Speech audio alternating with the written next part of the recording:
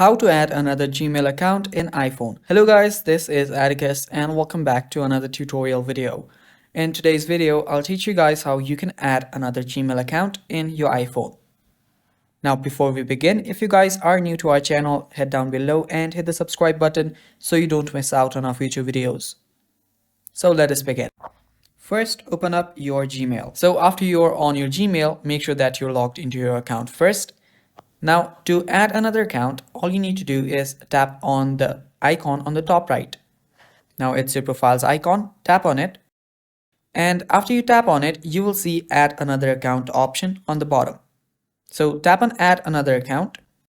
And after you tap on it, you'll get different options. Now, the options can be setting up a new email or adding your iCloud, your Outlook, Hotmail, or even your Office or Yahoo, and many more. Well, simply choose Google, and after you choose on Google, tap on continue, and now you'll get the sign in page. Now simply sign in using your Gmail. So I'll just type in my Gmail and tap on next after you've typed that in.